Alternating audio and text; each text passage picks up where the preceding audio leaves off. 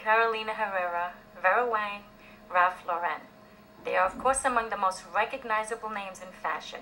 But what about Olga Misnikov or Alice in Paris? You won't find their names on the racks of major department stores or even boutiques. Why not? Because they are among the hundreds, if not thousands, of young designers trying to break through the storied rigors of the garment industry, a business with characters as rich and colorful as the fabrics they weave. What does it take to make it in this ultra-competitive field?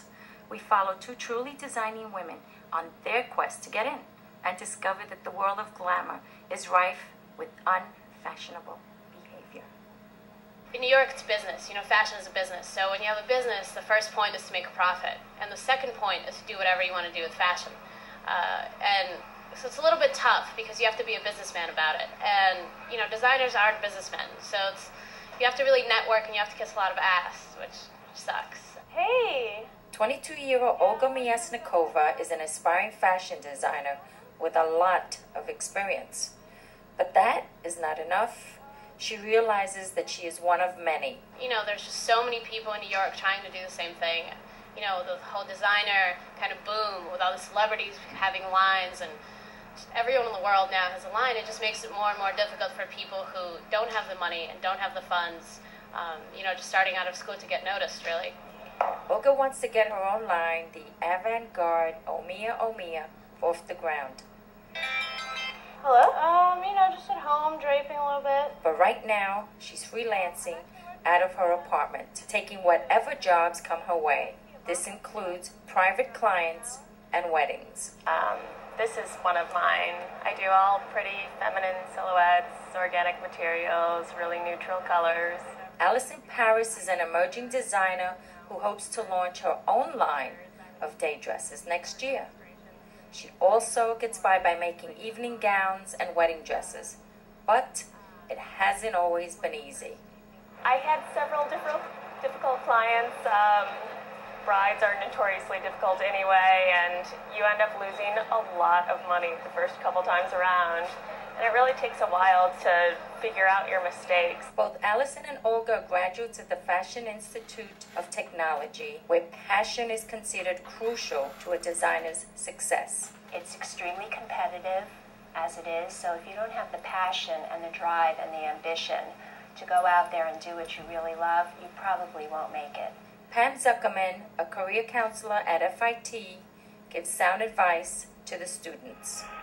People who are famous in this industry really live it, breathe it, sleep it, eat it, and think about it 24/7. Yeah, it's a flower bomb, a little bit kind of exploding all over her. It's not just clothes, it's how you're presenting yourself visually. And when someone walks by, the only thing you know about them really is the way they look. So it's an important piece of our lives. So I want to do these really, really imaginative pieces that when you put on, you feel different, not just look different. Allison's designs are neutral and organic or bold and bright. She's inspired by theatrical operas. This is from Aida.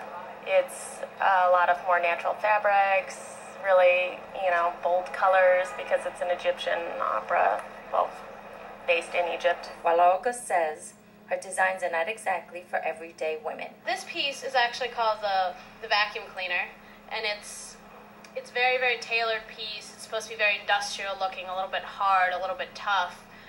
This is why I chose the color gray. It's called Nintendo gray, because Nintendo is this, industrial, computerized thing, and it's so inorganic and so unnatural. And so this is what this piece is about. It has all these kind of man-made curves, and it's a little bit difficult to walk in, and it has this kind of overbearing, ball shape.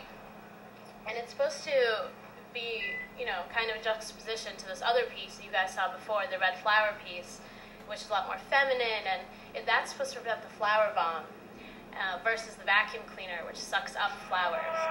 The best jobs in this industry are gotten through word of mouth.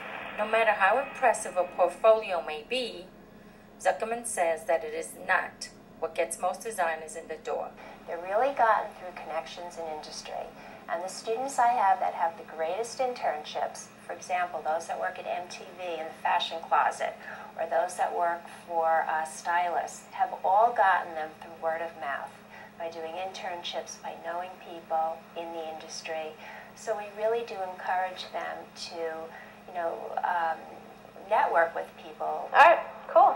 You do what you can. You would network, you go out, you meet people at your job, and you hope it works out. It has worked for Olga. While we were doing this story, she landed a job with Foley and Karina. And I'm going to start working on Monday with Foley and Karina, which are, a great up-and-coming designer. And I'm sure a lot of you guys will, if not heard of it yet, will hear of it soon. So it's really about meeting people. I got this job actually at a fabric store where I met, sitting there waiting for a client for a wedding dress, and she was late. So just sitting there for a while, I got to start chatting with the store manager. And, he hooked me up with his job. He said, hey, I know Dana Foley from Foley and Karina. Let's see your work. And in New York, that's really about how it works. It's all about networking.